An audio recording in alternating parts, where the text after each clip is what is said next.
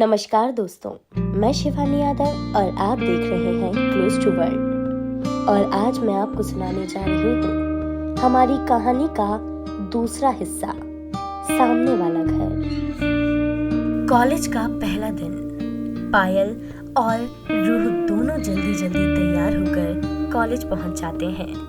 अपने कॉलेज के पहले दिन में कोई कहाँ लेट होना चाहता है, तो बस दोनों ही कॉलेज के कैंपस से बातें करती हुई क्लास की तरफ जा रही थी कि तभी रूह बोली, पायल, ये कॉलेज तो बहुत शानदार है ना, इसका कैंपस भी कितना बड़ा है और यहाँ के लड़के वो भी कुछ कम नहीं।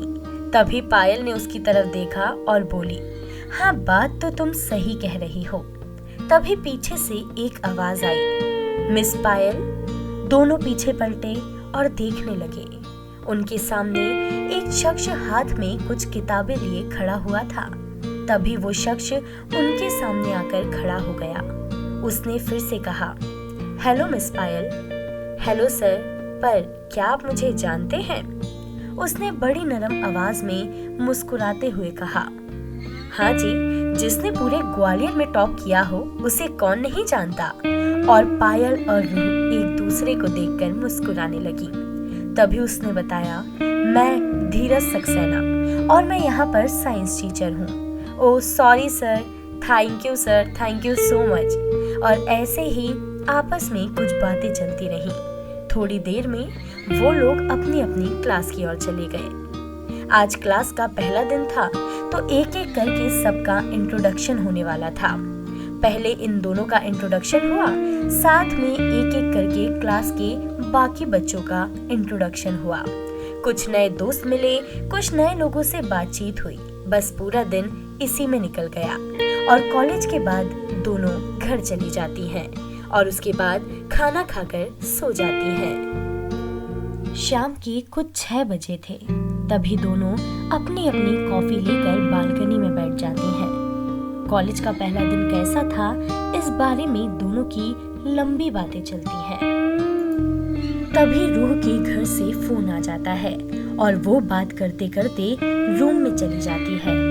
पायल कभी झूले पर तो कभी बालकनी में घूम रही थी। तभी झूले पर बैठे बैठे उसकी नजर सामने वाले घर पर पड़ी और उसे वो बीते दिन वाला लड़का याद आ गया। दिल में न जाने क्यों एक अजीब सी बेचैनी होने लगी। तभी उसकी नजर घर के फर्स्ट फ्लोर की बालकनी पर जाती है। वहां से कुछ गानों की आवाज आ रही थी।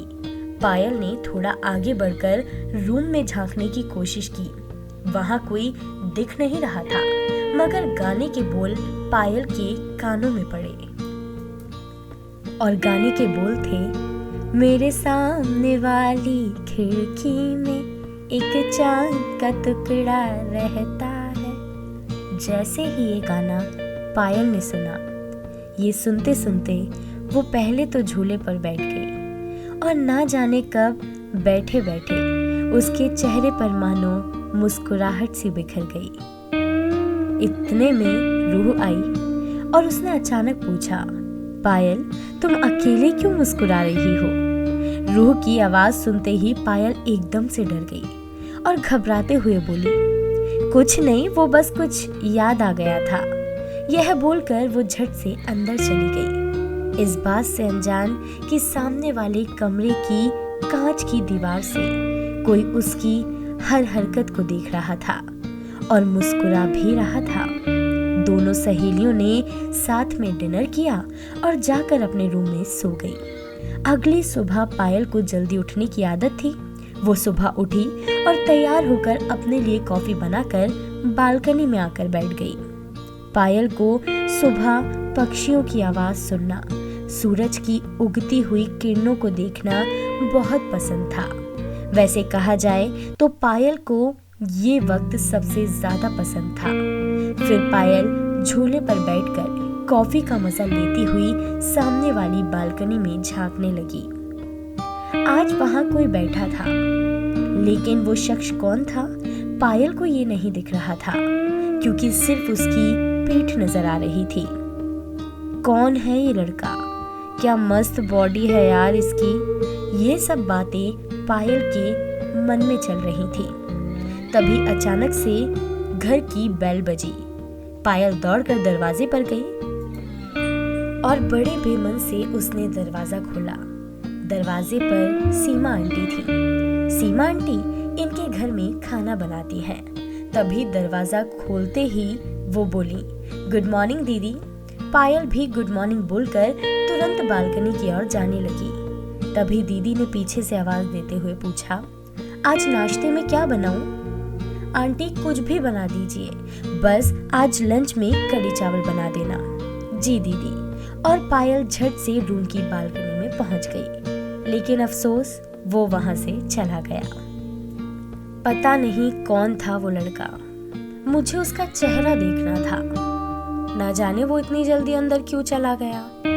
ये सब सवाल पायल के मन में चल रहे थे। साथ ही एक सवाल ये भी था कि मैं उसके बारे में इतना क्यों सोच रही हूँ। मैं भी ना पागल हूँ। ये बड़बड़ाते हुए वो वॉशरूम में चली जाती है। उसके बाद कॉलेज के लिए दोनों तैयार होते हैं।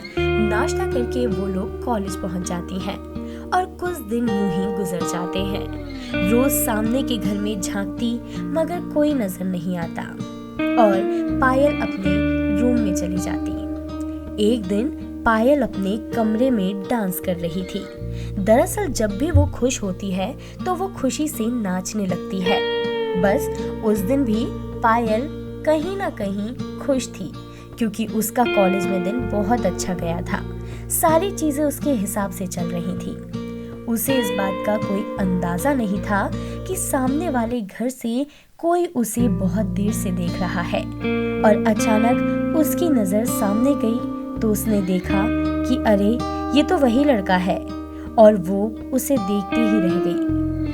जैसे ही उसे इस बात का एहसास हुआ कि मैं यहाँ डांस कर रही थी और इतनी देर से वो मुझे देख रहा है, तो पायल ने अपनी शर्म से नजरें झुका ली। और जैसे ही वो खिड़की बंद करने गई, उस लड़के ने इशारे में कहा, आप बहुत अच्छा डांस करती हैं। यह देखते ही पायल मुस्कुराने लगी और आंखों से ही थैंक यू बोलकर वो अंदर चली गई। पायल बेवजह खुश थी और अब उसे धीरे धीरे वजह मिलने लगी थी। उसे अच्छा लगने लगा था, मगर क्यों ये तो उसे भी नहीं पता। एक हफ्ता यूं ही गुजर गया। कभी कभी हाय हेलो हो जाता था। एक दिन रात के वक्त पायल बालकनी में बैठी हुई थी। तभी सामने से आवाज आई, हेलो पायल। पायल ने देखा तो उसने भी हाय कर दिया। उस लड़के ने पायल से उसका नंबर मांगा। यह सुनते ही पायल सोचने लगी कि नंबर देना चाहिए या नहीं। उस लड़के ने इशारे में कहा, डरो मत, मैं ऐसा लड़का नहीं हूँ, बाकी जैसा आपको ठीक लगे। और उसने अपना नंबर दे दिया। नंबर मिलते ही उस लड़के ने नंबर तुरंत सेव किया। थोड़ी ही देर में पायल के फोन पर एक मैसेज आया। पायल ने फोन उठाया तो देखा कि कोई नया नंबर था। तभी दूसरा मैसेज आया, अरे नंबर क्या घूर रही हो, आपके सामने ही तो खड़ा हूँ। तभी पायल ने सामने देखा और मैसेज का रिप्लाई किया।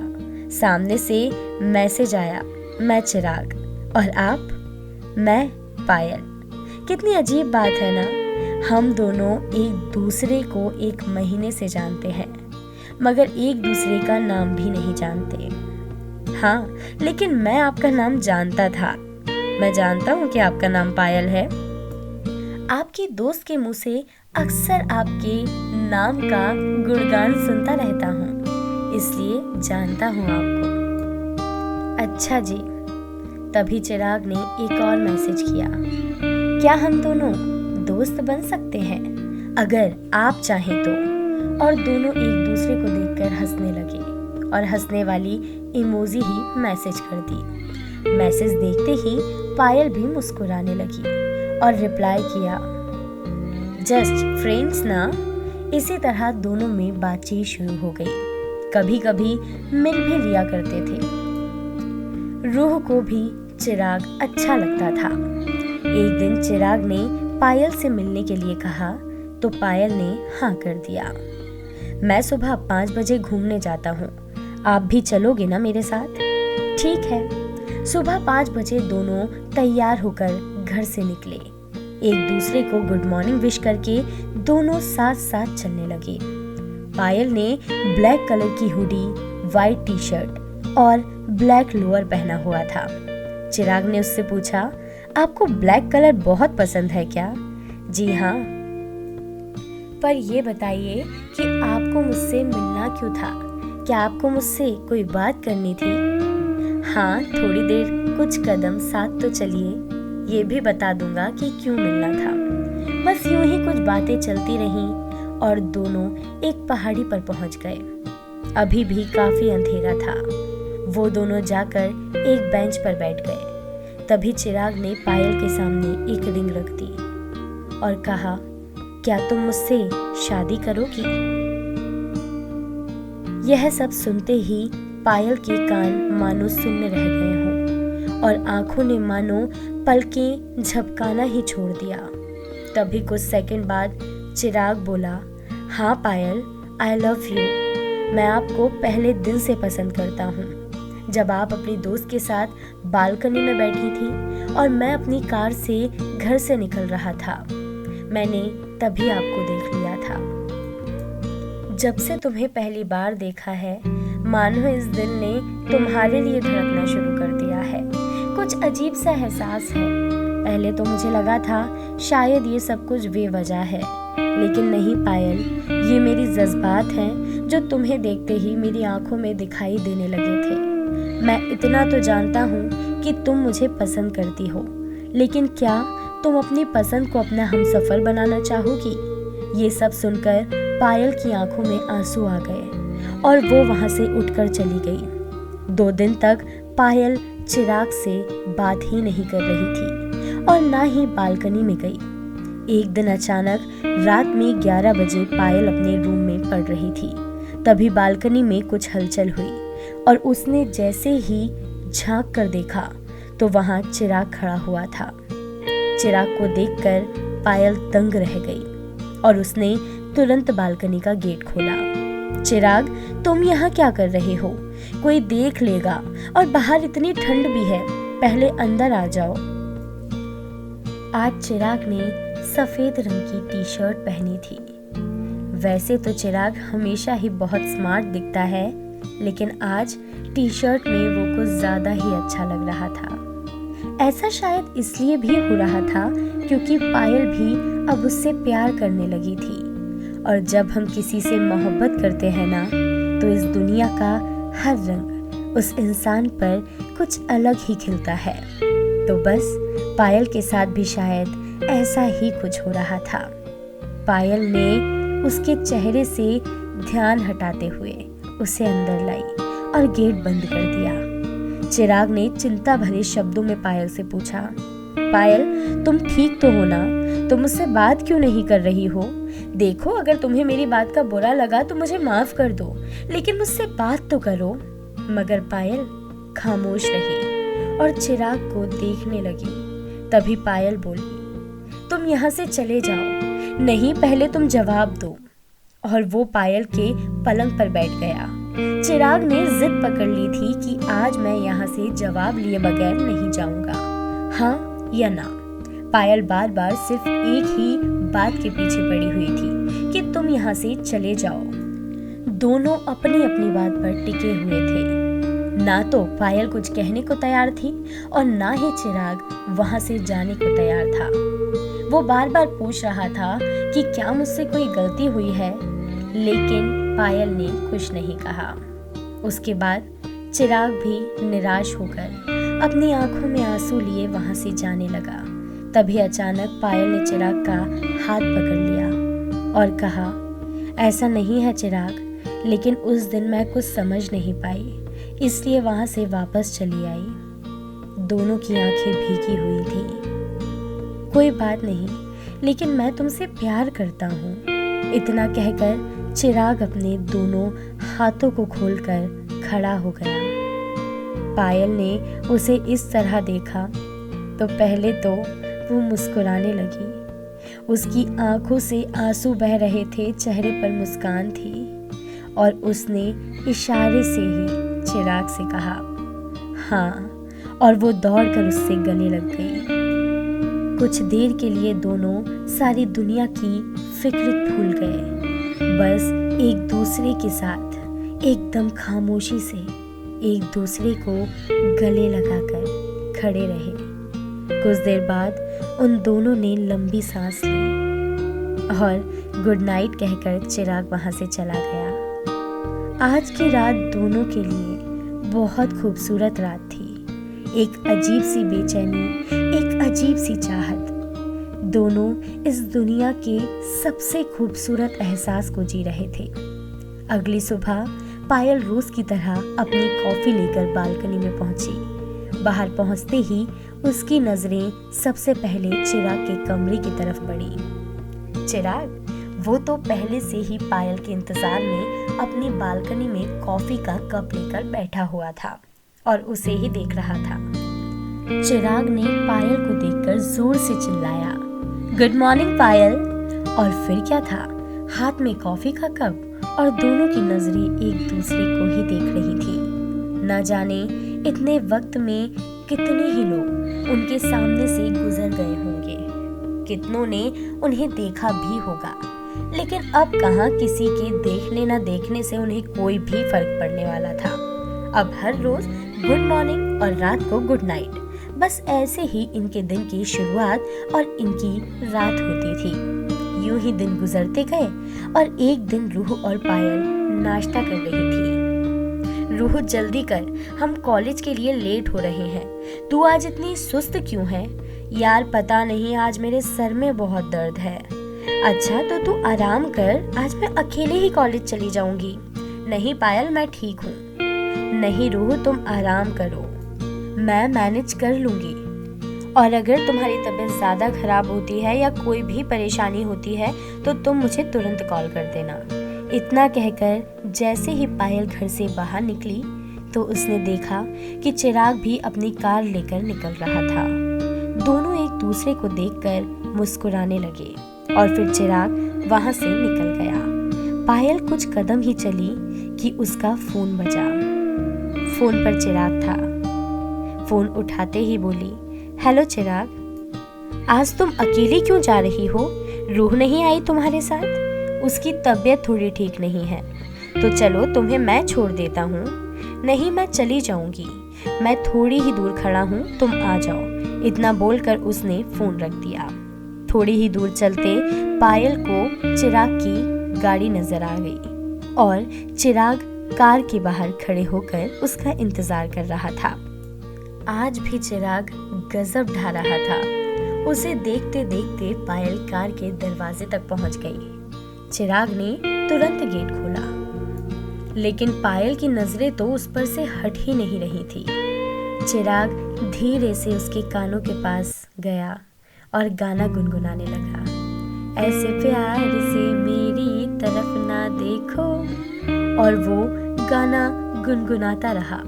यह सुन पायल शर्मा गई और उसने अपनी नजरें झुका ली और कार में बैठ गई। चिराग ने कार का गेट बंद किया और खुद भी कार में जाकर बैठ गया। तभी पायल ने कहा, मैं अकेले आ रही हूँ, यह तो तुम्हें तब से पता था जब से तुम घर से निकले थे, लेकिन उस वक्त तुमने मुझे क्यों नहीं रोका और तब क्यों नहीं कहा साथ चलने के लिए? पायल, ऐसी बात नहीं है, मैं ये नहीं चाहता कि कोई तुम्हें गलत समझे। तुम यहाँ अकेली रहती हो, अगर तुम वहाँ से मेरी कार में आती तो आसपास के लोग तुम्हें गलत समझते, समझी? वैसे पायल, मेरे पास तुम्हारे लिए गुड न्यूज है।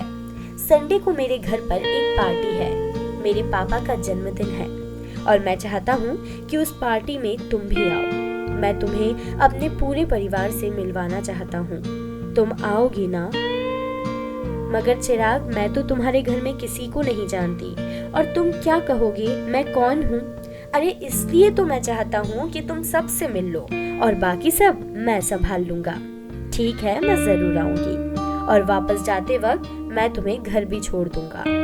बातें चलती रही और कॉलेज आ गया। बाय बोलकर पायल कार से उतर गई और कॉलेज के अंदर चली गई। दोपहर में चिराग पायल के कॉलेज के बाहर खड़े होकर उसका इंतजार कर रहा था। क्लास खत्म होने के बाद पायल आई और दोनों कॉलेज से निकल गए। तब भी चिराग ने उससे पूछा, क्या तुम मेरे साथ लंच पर चलोगी? ठीक है। इतना सुनते ही दोनों एक बहुत खूबसूरत रेस्टोरेंट में गए। वहां उन्होंने खाना खाया। दोनों एक दूसरे को अपनी अच्छी और बुरी चीजें बता रहे थे। तभी चिराग अपनी जेब से एक बॉक्स निकालता है और पायल को देता है। ये क्या है? तुम्हारे लिए तुम्हारी नाम की तरह एक खूबसूरत तोहफा। पायल ने बॉक्स खोला तो उसमें बहुत सुंदर पायल थी। चिराग ने तुरंत उसमें से पायल निकालकर पायल के कदमों में बैठ गया और उसे अपने हाथों से पायल पहनाने लगा। थैंक यू चिराग। और फिर दोनों घर के लिए निकल गए। जैसे ही पायल घर पहुंची तो उस पर रूह टूट पड़ी। तू कहाँ थी पायल? तुझे पता है ना कि मुझे तेरी कितनी टेंशन रहती है। तेरा फोन भी नहीं लग रहा था। मैंने तुझसे कहा था कि मैं कॉलेज साथ चलती हूँ, मगर पायल तू मेरी एक बात नहीं सुनती है। पायल ने उसका हाथ पकड़कर उसे सोफे पर बिठा दिया और उससे कहा, एक मिनट मेरी बात तो सुनो, और उसे अपने पास बैठाकर सारी बात बता दी। ओहो, क्या बात है। तो आज तक जो मेरी जान थी वो अब किसी और की हो गई और इस बारे में मुझे कोई खबर नहीं है। इतना बोलकर दोनों हंसने लगे। रविवार को शाम 7 बजे रूह और पायल दोनों पार्टी में पहुंचती हैं। चिराग उन्हें देखते ही उनके पास जाता है और दोनों को अपनी फैमिली से मिलाता है। माँ, ये पायल है। नमस्ते आंटी। ओह, तो ये है पायल। कैसी हो बेटा? तुम्हें कई बार देखा है। तुम सामने वाले घर में ही रहती हो ना? जी आंटी, बहुत प्यारी लग रही हो। तभी सामने से चिराग के पापा आते हैं। Happy birthday uncle. Thank you बेटा। तो ये है तुम्हारी दोस्त चिराग। चिराग धीरे से बोला, हाँ पापा। पुष्पा जी, हमारी लाडले की पसंद तो बड़ी अच्छी है। इतना कहकर वो पायल के सर पर हाथ रख देते हैं। बेटा, तुम अपने परिवार के बारे में कुछ बताओ। जी अंकल, मेरे पापा का नाम सुरेंद्र वाजपेयी है और माँ अवंतिका वाजपेयी। यह नाम सुनते ही मानो मनोरथ जी के चेहरे की हवाइयां उड़ गईं और वो धीरे से बोले, जिनका करोड़ों का बिजनेस है। और तुम लोग ग्वालियर में रहते हो ना? जी हाँ अंकल, आप उन्हें जानते हैं? इतना सुन मनोरथ जी वहां से चले गए और सब लोग उन्हें देखते रह गए। पार्टी खत्म होते ही सब लोग अपने अपने घर चले गए और मनोरथ जी अपने कमरे में बिना किसी से कुछ कहे चुपचाप बैठे हुए थे। तभी वहां से आवाज आई, क्या हुआ पापा, आप ऐसे क्यों चले गए? बेटा चिराग, तुम ये शादी वादी ये सब बातें भूल जाओ। देखो, ये शादी नहीं हो सकती। यह सुनते ही चिराग परेशान हो गया। आप ऐसा क्यों बोल रहे हैं पापा? क्यों नहीं हो सकती ये शादी? बस कहा ना, नहीं मतलब नहीं। पापा, मैंने आज तक आपकी हर बात मानी है, लेकिन आपको मुझे ये बताना ही होगा कि आप ऐसा क्यों कह रहे हैं। क्योंकि जिस लड़की से तुम शादी करना चाहते हो वो एक अनाथ है। न जाने किसका गंदा खून है वो लड़की। चिराग चिल्लाते हुए बोला, पापा आप ये क्या कह रहे हैं? हाँ, ये लड़की एक अनाथ है। उसे एक अनाथ आश्रम से गोद लिया गया है। डैड, आप ये क्या कह रहे हैं? मुझे कुछ समझ नहीं आ रहा। पायल अनाथ कैसे हो सकती है? और उस कमरे में एक अजीब सी शांति हो गई। मनोरथ जी ये सब कैसे जानते हैं? क्या वो पायल के घर वालों को जानते हैं? या फिर इन सब के पीछे मनोरथ जी का भी कोई बहुत बड़ा राज छुपा है? क्या है पायल की जिंदगी का पूरा सच? ये जानने के लिए कहानी का तीसरा हिस्सा जरूर सुने, सामने वाला घर।